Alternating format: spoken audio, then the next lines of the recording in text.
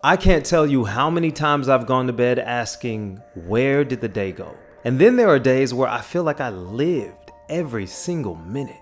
So what makes the difference? Well, it's not cramming in more tasks or trying to squeeze out more time. It's about shifting the way that you live so that you change the quality of your days, even though the quantity never changes. Oscar Wilde once said, "To live is the rarest thing in the world. Most people just exist." And I don't know about you, but that hits hard. The last thing I want is to just drift through life on autopilot, caught up in obligations, distractions, the grind of making a living without actually living, watching my days just blur together until they're gone. You know the difference. You've felt it. When you're locked into the moment, fully there, versus when the minutes just tick by, slipping away into nothingness. And it's not just a feeling, it's science. Studies show that our perception of time is flexible.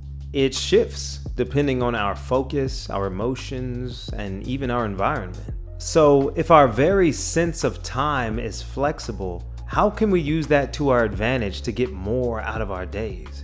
That's where these 4 practices come into play. Step 1, prioritize what matters. You can fill your day up with work, productivity tasks, and stuff, but if none of that aligns with your true values, that day is still going to feel empty. Something that I'm trying to ask myself more often is, if today were my only day, what would I focus on? Now, I can't take that question too literally, but it really does shine a light on my true values, rather than allowing me to default into tasks that waste time but don't add any meaning. To do this takes honesty, and sometimes it means breaking old habits or stepping away from the easy dopamine fixes of TV, scrolling, gaming, whatever. In this video, I talk about using social media more mindfully because I think it's one of the biggest time wasters of our day. Using anything, but especially social media without intention, without it aligning with your values, wastes your time and makes you feel empty. Check it out when you have some time. But once you start prioritizing your days in accordance with your true values, the same 24 hours starts to carry more weight. The day feels fuller, more accomplished, more alive. This next tip is where science really comes into contact with your everyday life. Step 2, practice presence. Mindfulness isn't just a buzzword. It's an ancient practice backed up by modern science, and it's the secret to stretching time. One study found that practicing mindfulness creates a sense of time affluence. That's the feeling that there is enough time to do what you need to do in a day. That's the complete opposite of the "there's just not enough hours in a day" stress that most of us live with.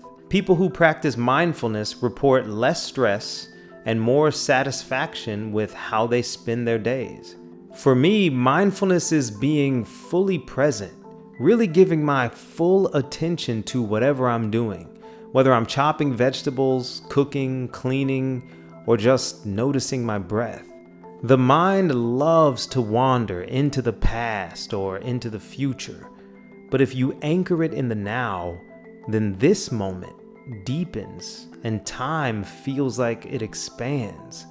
If you're a creative, then you've definitely experienced this. When you're in the zone and fully absorbed, time seems to stretch into infinity. Or it may feel like it's zipped by, but while you were experiencing it, it somehow feels slower and more full. Later in this video, I'll guide you through a short mindfulness practice so that you can feel this shift for yourself. Step 3, protecting your attention. I know it sounds dramatic, but there is a war for your attention. And I know because I'm fighting too. When I make these videos, I think about the title and the thumbnail and the hook to try to stop you from scrolling and get you to stick with me for a minute. And so does every other content producer, company, or social media platform. So even if you prioritize your values and you practice mindfulness, it can only go so far if your attention is constantly hijacked by distractions. You really have to think of your attention like money. Spend it where it counts. I try to use scheduled focus blocks, times where I deliberately go distraction-free. Do not disturb mode is your friend.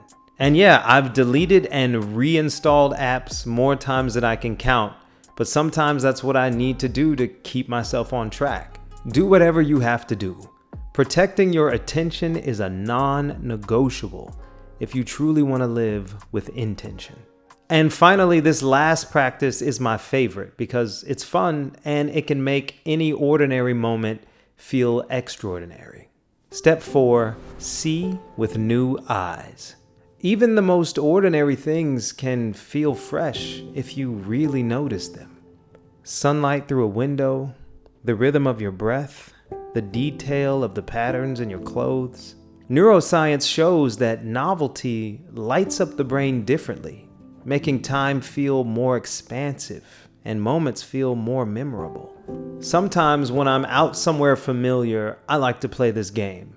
I ask myself, what if you were seeing this for the very first time? And honestly, it works. I'll notice something new and have a spark of curiosity that wouldn't have been there otherwise. Really great technique for my actors out there. Gratitude helps too.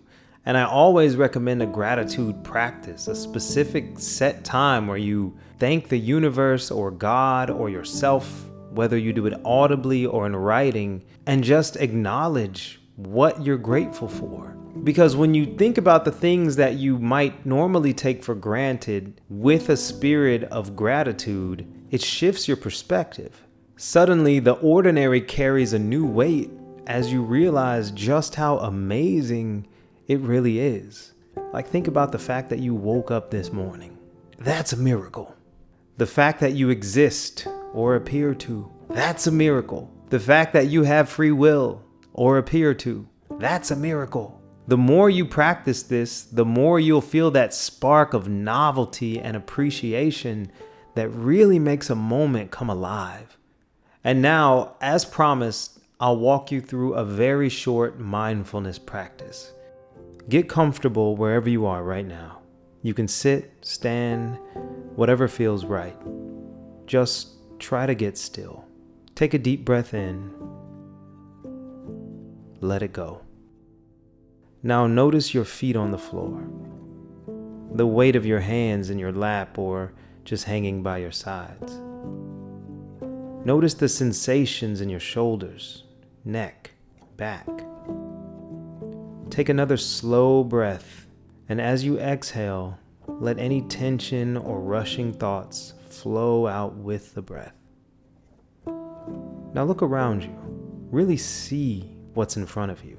The colors, the shapes, the textures. Don't label, but just notice. That's it. This tiny pause, this shift into presence, into fully being where you are right now, can stretch time and make you feel more alive.